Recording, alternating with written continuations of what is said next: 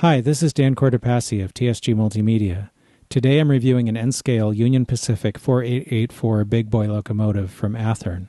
This model represents Union Pacific 4014 as it was in service, with a coal tender. This model is available with or without sound. The non-sound version has an MSRP of $399.98. The version with sound, which has a tsunami decoder, has an MSRP of $499.98. The model has amazing detail, especially considering it's an N-scale engine. There's small stenciling on the air reservoirs on the side, which is legible with magnification. All of the other markings are also legible. It has freestanding grab irons, lots of plumbing, and amazing details all over the place. Looks really good. The tender also has some freestanding grab irons and ladders, and really good rivet detail. The front includes a lot of freestanding detail and also looks really good. The coupler on the pilot is a dummy coupler. It does swing out like the real one. According to the instructions, you can replace this with a Microtrains 1016 coupler if you want. The top of the engine features really good detail, especially on the domes.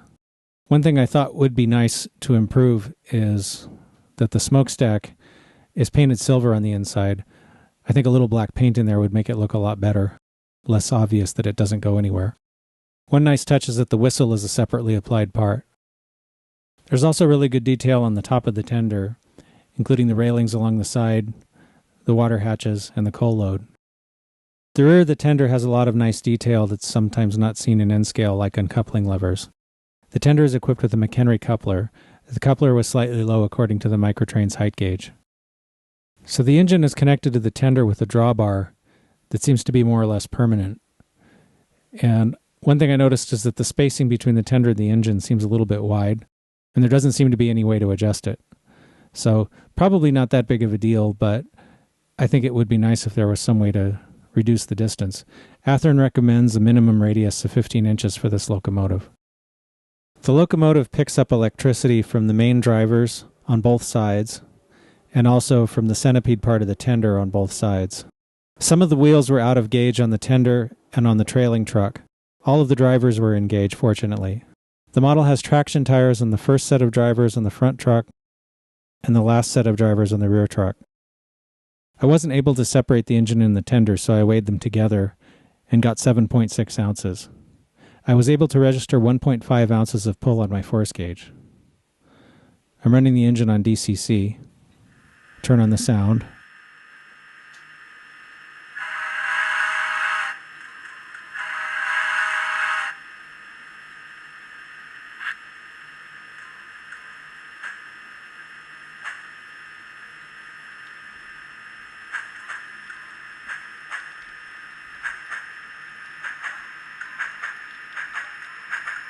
Seems a little hesitant at very low speeds.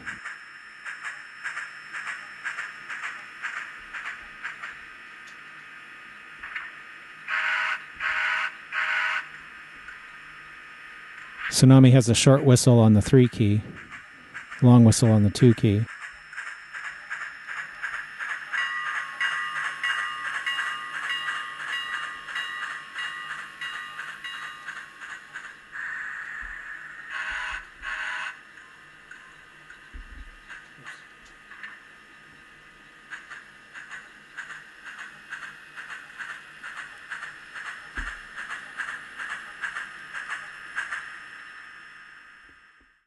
The locomotive is equipped with a functional headlight and backup light, and they're LEDs, which I like. Turns on with the 0 key.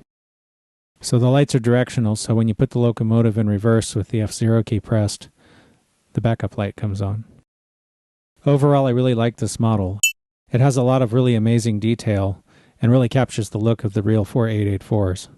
I'm sure any Union Pacific fan would love to have one of these. That being said, I do need to take a spike off for the coupler height being wrong, and also for the wheel gauge. So my final verdict is 8 out of 10 spikes. If you or your company make a product that you'd like us to review, please drop us a line at reviews@tsgmultimedia.com.